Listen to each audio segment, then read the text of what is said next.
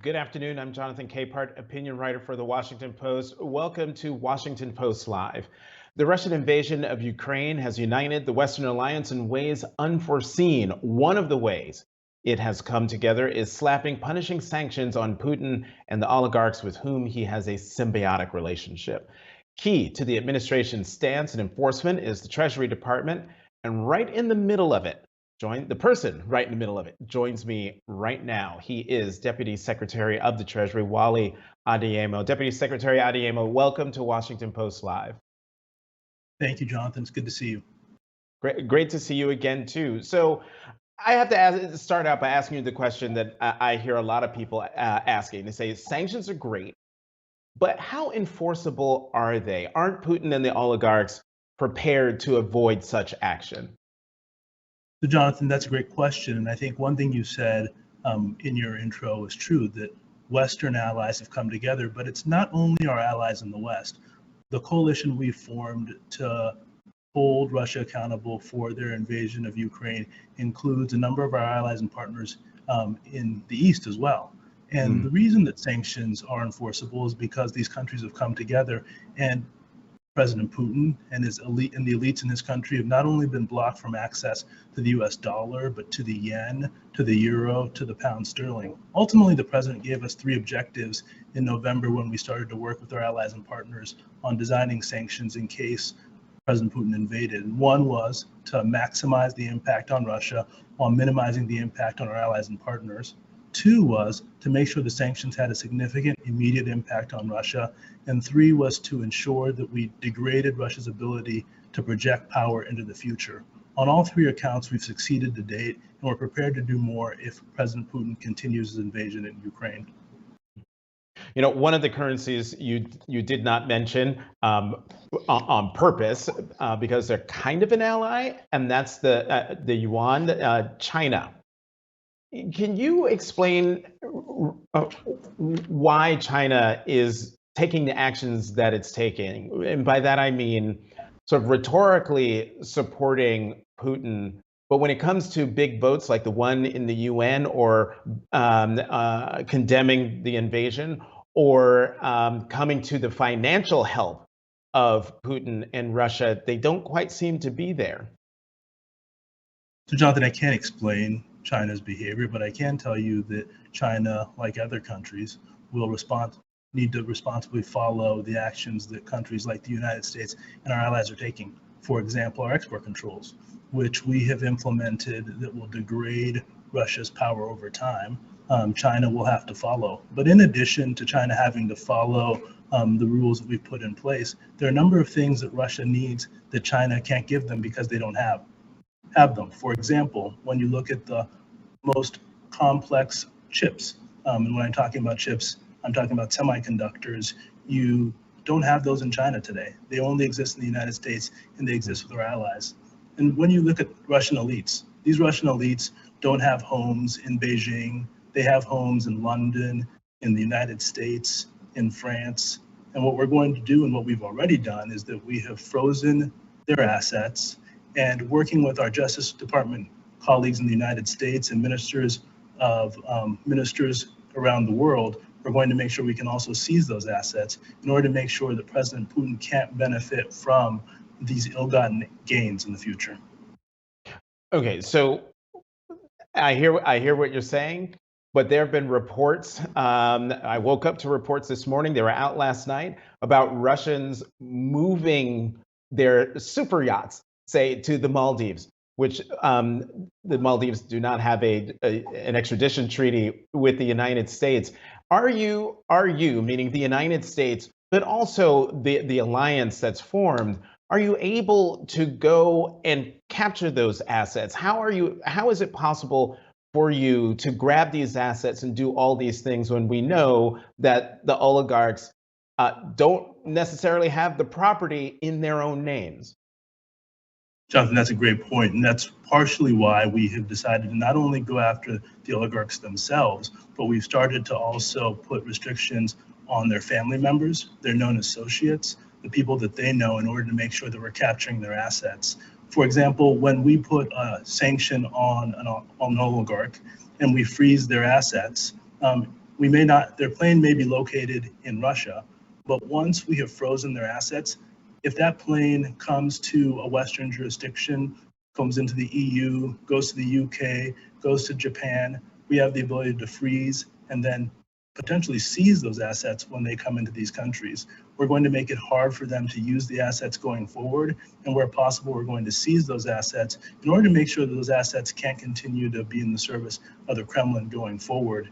And one of the things that's been the most impressive about the actions that we've taken to date is that the United States hasn't acted alone. We've acted with a broad international coalition that includes our Western allies, but also our allies and partners in the East, which constrains the Kremlin's ability to find ways to circumvent our sanctions.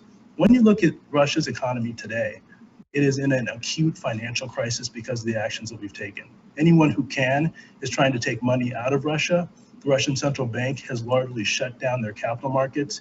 If you were in Russia and you tried to buy a product last Friday, that same product would cost more than 30% more on Monday because of the actions that we took over the weekend. So at the moment, President Putin is in a position where he has to make choices. He can continue the choice of the invasion in Ukraine, but as he does that, we will continue to constrain their economy, which will make it harder for him to afford both that invasion, but also the ability to prop up his financial institutions and his economy. One more question on oligarchs evading these sanctions. You talked about sanctioning the oligarchs, their friends and family and associates. But what about also properties are put in LLCs and other entities that don't bear their names? Do these sanctions go after those as well? So Jonathan, last year, Congress passed legislation in our country that gave us the ability to look past these LLCs and other structures in order to look for the beneficial owner of these properties, which would allow us to then go after them and sanction those properties, and then working with the Justice Department, giving them the ability to look at seizing those properties going forward. This type of legislation exists in many of our G7 counterparts countries as well, because it's critical that we're able to look past these structures to look for the actual beneficial owners in order to make sure that we can take advantage of our rules and laws to freeze and seize the assets of these oligarchs and also the people who support them. Can you talk more about this G7 task force that's been put together to freeze and seize assets from key Russian elites? I mean, have you been talking about this in bits and pieces in your answers so far? I have been, and I think that one of the things that we learned when in November, we started to have conversations with our allies and partners about what we would do in the event that Russia did invade Ukraine, was that we learned that by sharing information early and often and working together in collaboration, we could develop a set of tools that would have immediate impact on Russia. And that's exactly what we want to do with this task force. Working together with our justice ministers, we want to ensure that we're able to share information around the globe about what we know about Russian oligarchs and elites' assets in their countries, so that we can be in a position to freeze those assets immediately and then work with our justice ministers to seize them as well. As you saw yesterday, Germany was able to seize some of the assets of a Russian oligarch before they were able to leave the port. And the key for us then was to make sure that we got that information from the German government, so we'd be in a position to also take similar actions to potentially freeze those assets here in the United States. The sooner we're able to share that information, the harder it is for these Russian oligarchs and elites to move those assets around the world. And that's our goal, is to ensure that we are cutting off their access to the global economy. What we know today is that Russian elites are attempting to get their money out of Russia because the Russian economy is shrinking. If you have a ruble, the value of that ruble is deteriorating day by day because of the actions that we've taken. And if you try and move your money out of Russia, around the world. Our goal then is to find that money and to freeze that money and to seize it in order to make sure that that money can no longer support the Kremlin. Deputy Secretary, we spent the entire time talking about sanctions against Russia and the Russian elite, but we do have an audience question that's focused on sanctions on Belarus. This is from James Sullivan in Virginia. He asks, Belarus has been a staging area for Russia forces preparing to invade Ukraine and is now signaling that they are prepared to join the Russian invasion. Why have the United States, its allies, and the European Union not sanctioned the Belarusian political leadership and financial institutions? We've in fact taken a number of actions against Belarus, including sanctioning some of their top financial institutions. And our message to Belarus and to any countries or individual who will support Russia in their invasion of Ukraine is that we are prepared, in collaboration and coordination with our allies and partners, to take action against them as well. And we're going to continue to take actions against Belarus if they continue to allow Russia to use Belarus as a staging area for their invasion of Ukraine, and if they participate in that invasion of Ukraine. And we're not going to take those actions alone. The European Union, our allies and partners around the world, are committed to taking those actions as well. Let me get you to come back to what you were saying before about the ruble and the shrinking of the Russian economy. Because I'm trying to understand this. There were reports that the Russian central bank had a huge cash reserve of $640 billion to defend its currency. A lot of the sanctions have made it really difficult for them to use that. But how were they able to, or hoping to, use that $640 billion to prop up the ruble? Or am I not thinking of that correctly?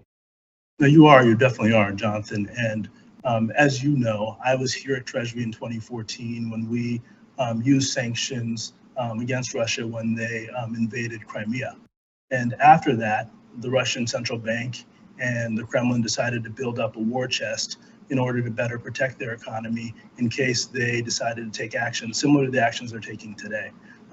But we were prepared to respond to that by ensuring that their war chest, which they had built up to deal with this, was in lots of ways inoperable, by working again with our allies and partners to make it impossible for them to be in a position where they could buy rubles internationally. So the actions we took over the weekend, by banning transactions with the Russian central bank in the United States, in the UK, in Canada, in the EU, and in Japan, have made that war chest immobile and has put them in a position where they have entered an acute financial crisis.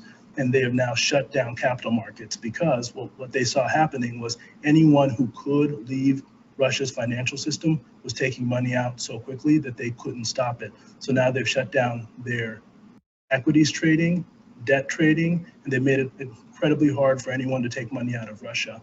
Ultimately, President Putin has a choice. He can continue the invasion of Ukraine and will continue to put pressure on the Russian economy in order to degrade his ability to pay for his war in Ukraine, or he can choose to invest in his economy and his financial institutions in order to grow the Russian economy. And in fact, we have at WashingtonPost.com a story about this with a very handy chart. I would put it up. I have it I have it printed out, but it would make the camera go crazy.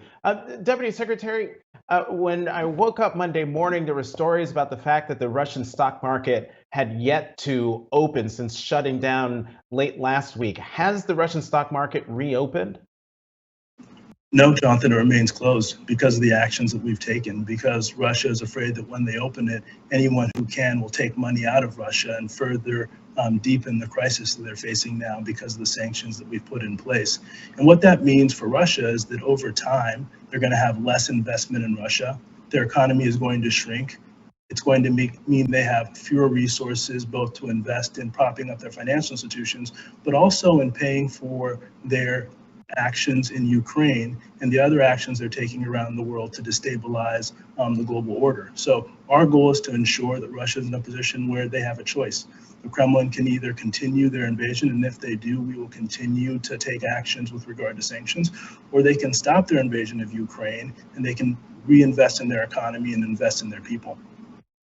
It is 2 p.m. Eastern time here in Washington, and I note that time because that means that an embargo on an announcement is now off, and that is, and I'll read you what I have here, fact sheet. The United States continues to target Russian oligarchs, enabling Putin's war of choice. It's an announcement of additional sanctions on a Russian oligarch. I believe it's the one, Mr.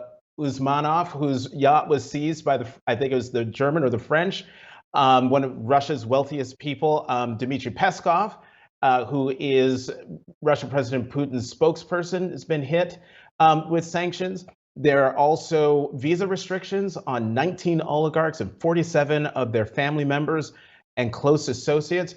Deputy Secretary, can you talk about the significance of this new round, these new rounds of sanctions that are just being announced right now? Jonathan, we're doing exactly what the president ordered us to do, which is making sure that we have a significant immediate impact on Russia by going after the wealthiest Russians who have funded President Putin personally and also funds a number of the Kremlin's destabilizing activities. By taking these actions today, we're cutting them off from their wealth and freezing their wealth. But an important part of the announcement is also that we are referring the information we have about these individuals to the Justice Department for them to look at how we seize their wealth, and also doing that in collaboration and coordination with our allies and partners around the world. And the key thing that we've done also is that the president has given us the authority to go after family members who they've given their wealth to, or known associates who also have their wealth. And because of the authorities given to us by Congress, we're also looking at how we can look past the shields and structures that they've created to hide their wealth in our country and around the world, so we can better capture the resources that they've hidden for the use of the Kremlin. And to your point, I'm looking at the list of names here of the primary targets of the sanctions, but also in parenthesis, you have wives, sons and daughters, stepchildren, other companies that are also subject to these sanctions. One thing that I want you to define here, it says full blocking sanctions on an expansive new list of Russian elites and their family members. What does full blocking sanctions mean? So full blocking sanctions means that that individual, their assets and their property is blocked, but so is any asset or property that they own 50 plus 1% of. So if that individual or any of their allies and associates owns half or more of a company, we're also blocking that asset as well. And we're also saying that if you or any individual provides this person with material support, we have the ability to go after you as well. So it is the most expansive thing that we can do to an individual, is place full blocking sanctions on them. And on this, Alisher Usmanov, one of Russia's wealthiest individuals and close ally of Putin, the announcement says his property will be blocked from use in the United States and by U.S. persons. What does that mean? That means by that US persons. That means that any American in the United States or anywhere around the world who cannot in any way provide material support to that individual. And that's also access to the super yacht, which is believed to be one of the largest in the world, his jet, believed to be one of the largest privately owned aircrafts in the world. There's so much in this announcement, and I look forward to reading it more carefully. Deputy Secretary of the Treasury, Wally Adeyemo, I know you have a hard out coming up right now, but I really want to thank you very much for coming to Washington Post Live and explaining the sanctions and what the United States and the alliance is up to. Thanks for having me. Take care. All right. And as always, thank you for joining us. To check out what interviews we have coming up, please head to WashingtonPostLive.com. Once again, I'm Jonathan Capehart, opinion writer for the Washington Post. Thank you for tuning in to Washington Post Live.